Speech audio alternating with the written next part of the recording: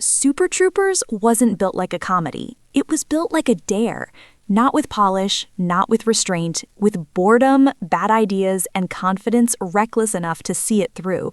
But behind the syrup, the sirens, the stupidity, it was a fight just to stay in control. They shut the door on movie stars and trusted themselves. They stayed in uniform long enough for the joke to blur into reality. And when studios walked away, fans forced the sequel into existence. These are 12 weird facts about Super Troopers, where stupidity was deliberate and commitment carried the whole thing. Number 1. Super Troopers wasn't born from some clean comedy pitch. It came from the kind of fear that hits your chest the second you see a border booth. Broken Lizard were still just a crew of friends doing road trips to Canada, and those drives weren't always responsible, so every crossing carried the same nightmare thought. What if the cops can tell we're high and instead of arresting us, they decide to play with us? That paranoia became a running bit, then it became a story engine, and then real life handed them a moment so insane they didn't even have to punch it up. According to the group, the basic DNA of that legendary opening scene came from an actual incident involving friends of the crew at the US-Canada border. Drugs were in the car, the stop got serious, everyone's brains started sprinting, and when a joint was discovered and border agents ordered them out, one passenger didn't stash anything, didn't ditch anything, didn't think. He ate it. Not just a joint, a whole bag of mushrooms meant for a group, the kind of move you only make when your panic overrides your survival instincts. And once you do that, there's no play it cool, there's only consequences. He reportedly spent the next 2 days completely gone. That's the secret reason the opener hits like a hammer. It doesn't feel like a gag, it feels like recognizable terror. The joke isn't drugs or funny. The joke is the human brain under pressure, watching itself make the worst possible decision, while authority stands there calm and patient, holding all the power. Super Troopers looks absurd, but it's built on a real truth. Sometimes comedy isn't invented, it's what you tell later after you survive it. Number 2. Super Troopers plays like 5 friends joking around with a camera, but for a long stretch, it wasn't a comedy in progress. It was a movie fighting for oxygen. The script went through 20-plus drafts, and that grind is hiding inside the finished film, not as mess, as density. Every scene feels loaded because it was written like a group trying to outrun failure by never letting the audience breathe. Early on, Broken Lizard kept circling different versions, tweaking tone, chasing angles, even flirting with a throwback retro comedy vibe. And every time they got close, the same thing happened. Financing stalled, momentum collapsed, the project fell back into limbo. And limbo hits different when you're not a studio team collecting paychecks. It hits when you're broke, exhausted, and watching your one shot slide away. So they stopped perfecting the script and started weaponizing it. They made a rule that sounds insane until you watch the movie. 1 joke every 6 seconds. That became the survival plan. Rewrites weren't about smoothing anything out. They were about tightening the rhythm until it felt like a machine. Punchlines stacked, callbacks planted early like traps, scenes rebuilt so the jokes weren't the destination anymore. They were the architecture, and it came with a real cost. By the time the script finally locked, nobody was doing victory laps. They were wiped out because the near breakup wasn't a dramatic legend, it was the mood in the room. When you rewrite something that many times, you stop arguing about jokes. You start arguing about whether the group makes it to the end. That's why the movie feels so reckless and alive. It wasn't born from ease, it was forged under pressure until the pressure almost cracked the people writing it. Number 3. Once Broken Lizard finally had a script they believed in, the rejection didn't sound like, "this is bad." It sounded worse. "This is good," but because every buyer saw the same thing and tried to pull it in a different direction. Fox was the first to lean in, and they didn't lean toward theaters. They looked at the pranks, the bits, the recurring characters, and saw TV, cheap sets, repeatable gags, episodes forever. The pitch was basically, turn this into a series. Broken Lizard even played along long enough to write a pilot, trying to prove they could deliver the concept in that shape. Nothing happened. No green light, no momentum, just time burned. Then Miramax entered the picture, and the reaction got even stranger. The people in charge weren't sure what they were looking at. Not a clean approval, not a clear no, more like confusion mixed with instinct. The group got pulled into a Sundance moment that wasn't about notes or structure, it was about optics. A meetup at a bar, a public sighting, the kind of move that told the industry, these guys might be real. And suddenly, they were. The closest thing to an actual movie deal arrived with Universal. They were willing to put up the budget Broken Lizard needed, right around $5.5 million. For a second, it probably felt like the nightmare was ending, but the check came with a blade attached, new writers, a different director, changes to smooth out the weird edges, a safer version that looked like a normal studio comedy instead of a cult bomb waiting to happen. The exact kind of deal that gets your movie made and quietly kills what made it yours. Broken Lizard said no, and that decision almost erased the film completely, because no is expensive when you are broke and you have already been told yes a dozen times with strings. But they held the line anyway, not because they hated TV. They knew it could work episodically, they just refused to let Super Troopers become a diluted product that could run forever and mean nothing. And here's what that choice really meant. Once they turned down the last real offer, there were no safety nets, no studios left to chase, no second lane to jump into.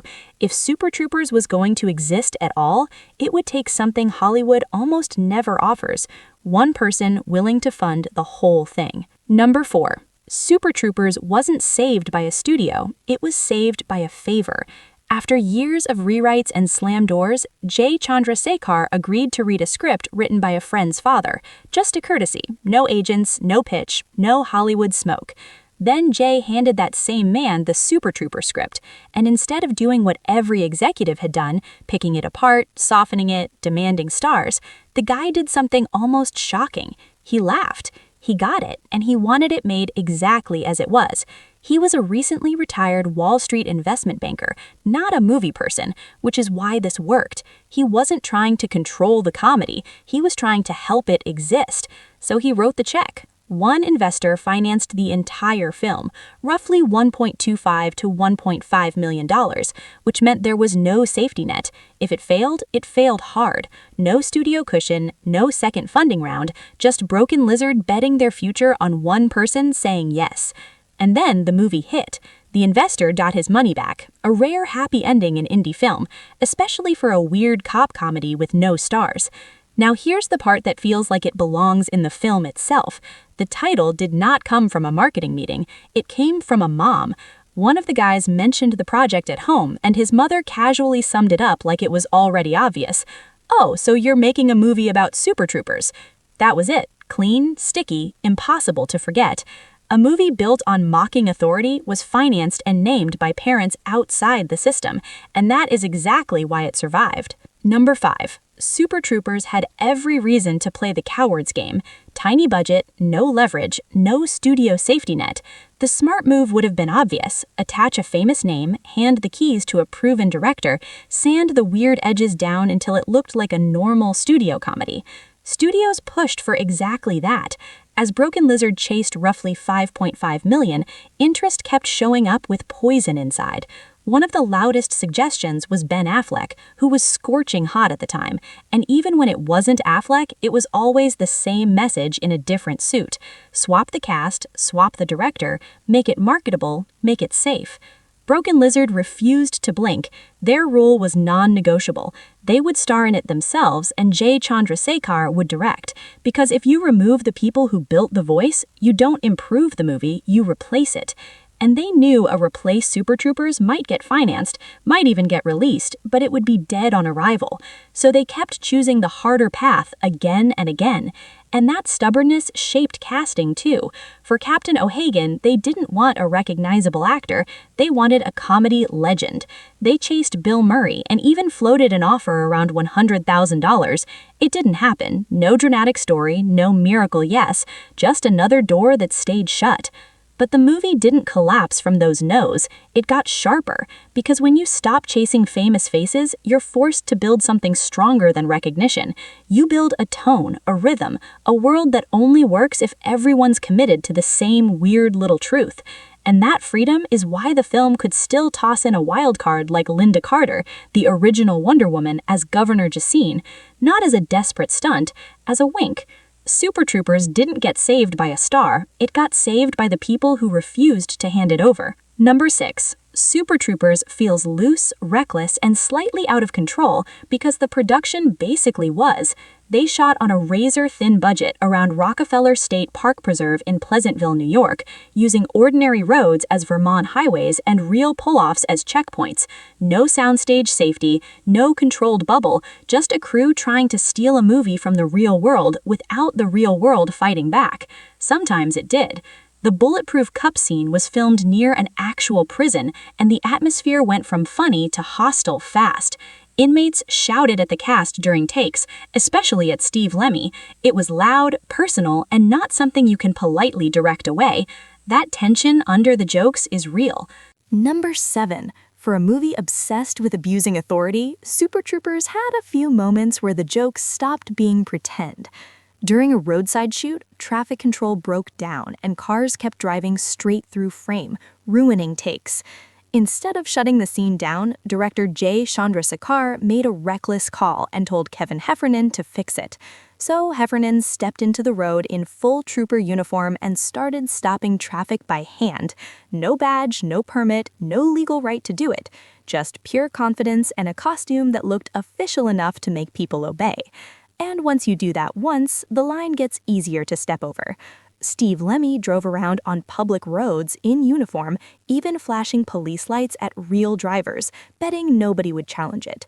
Eric Stohansky took it into full chaos. He got clocked at 100 miles per hour in a patrol car with the siren accidentally engaged. A real officer pulled him over, and somehow, through fast talking and sheer nerve, he walked away without consequences. No authorization, no safety net, just actors borrowing the power of the uniform and hoping the world played along. Years later, the universe gave the story its cleanest punchline. Lemmy got pulled over again for actual speeding. The officer recognized him from Super Troopers, grinned, and skipped the ticket. Pulled over doing 120 miles an hour, and he looks in at me, and this cop is pissed off. He's like, "Do you have any idea how fast?" Super Troopers. I said, "You got me." He's like, "Oh my God, you guys are hilarious." And he's like, "All right." I'm like, "All right." He's like, "All right." And I'm like, "All right. I think I am gonna let you off with a warning on this one. It's because I don't feel like filling out any paperwork tonight. It's not because Super Troopers is my favorite movie of all time. Not because it was allowed. Because the movie had already turned the whole situation into a shared joke. A comedy about cops who ignore rules accidentally became famous enough that real cops started quoting it back. Number 8. One of the strangest weapons Super Troopers ever pulled out wasn't a prank. It was Brian Cox. In the late 1990s, Cox had a very specific Hollywood shape. Serious, prestigious, heavy roles with real menace. The kind of actor you cast when you need a room to go cold. Nazis, abusers, authority figures who feel like a verdict. That reputation paid the bills, but it also put him in a cage. So this is the part that still feels backwards. Broken Lizard didn't land Brian Cox. Brian Cox went after them. According to director J. Chandrasekhar, Cox reached out because he was sick of being the darkness in every story, and he wasn't asking for a cute little comedy detour. He wanted the full plunge. Cox adored broad comedy, especially Jerry Lewis. The physical ridiculousness, the shameless commitment, the willingness to look stupid on purpose and do it like it's important. So Broken Lizard took the leap, and Cox didn't play Captain O'Hagan like a guest star doing the group a favor. He played him like a Shakespearean tyrant trapped in a stoner movie. Every insult lands harder because it comes from a man who sounds like he's delivering a royal decree. Every explosion feels earned because he's not winking, he's convinced. And that's why the lines became immortal. For Cox, it was a jailbreak, proof he could be loud, stupid, furious, and hilarious without losing his authority. For the movie, it was the anchor that made the chaos feel real. Sometimes the best casting isn't luck, it's an actor finally choosing freedom. Number 9. Casting Super Troopers wasn't about polish, it was about fearlessness. Broken Lizard needed someone who could match the movie's unhinged rhythm and make chaos feel effortless. That's how Marissa Coughlan landed Ursula. In her audition, she didn't just read the scene and smile politely, she detonated it. Out of nowhere, she launched into a dead-on Linda Blair impression from The Exorcist. No warm-up, no warning, just full possession-level commitment, like she'd been waiting her whole life to terrify a casting room for fun. And it worked. According to Jay Chandrasekhar, it wasn't only funny, it was a signal. She understood the tone.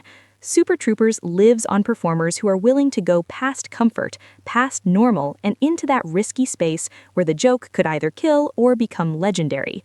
The best part is this wasn't some random party trick she pulled once. Broken Lizard already knew her from teaching Mrs. Tingle, where she'd done the same impression. So when she brought it back in the audition, sharper and louder, it felt like a calling card, a message that said, "I'm not here to play it safe." That energy is exactly why Ursula works in the film. She's not just a dispatcher, she's tuned to the madness. Flirty, ruthless, playful, and just weird enough to belong. In a movie built on commitment, she got the role by proving one thing: when the moment comes, you go all the way. Number 10. By the time Super Troopers hit theaters, it looked like a confident, locked-in comedy that knew exactly what it was doing. But behind the curtain, the movie was still being argued into existence. The ending, was not the first ending. The theatrical version, where the troopers crawl back into the world as undercover delivery guys and the stoners from the opening scene turn out to be cops, only survived because test audiences forced the issue. Broken Lizard filmed other endings, and some of them were meaner. One alternate ending put the troopers in a meatpacking plant. Same basic rhythm, same "we are still cops" reveal, but with a grimy factory chase and a darker, uglier tone. The group has said it was shot, but it never became the version anyone remembers. Another ending went even colder. The troopers get fired for real and wind up in fast food. Same jokes, same behavior, different uniforms, no redemption. And audiences hated it. After spending the whole movie laughing at these idiots, people still wanted them to win. They wanted a landing, not a punishment. So Broken Lizard pivoted. The ending got lighter, the victory stayed. The movie kept its grin, but the identity crisis did not stop in the edit bay. The marketing was chaos too. In the US, posters leaned into goofy ensemble comedy. Troopers posed like a human pile-up, almost selling it as a stoner sketch movie. In other countries, some posters practically rebranded it as a raunchy sex comedy, with the troopers stacked behind a woman's legs like it belonged in a totally different decade. Even the title shifted depending on where you lived. Germany got Super Troopers, the Super Cops. France got Super, same film, different promise. Which is wild because this movie did not become a cult favorite by being perfectly packaged. It survived because the actual thing was stronger than the confusion around it. The audience found the real identity for it, and they never let it go. Number 11. Super Troopers did not crawl into pop culture politely. It kicked the door in at Sundance in January 2001 and instantly proved Broken Lizard had tapped into a very specific kind of comedy addiction: loud, stupid, committed, and weirdly precise. The buzz hit fast enough that Fox Searchlight stepped in and grabbed distribution, which meant this little indie prank suddenly had a real runway.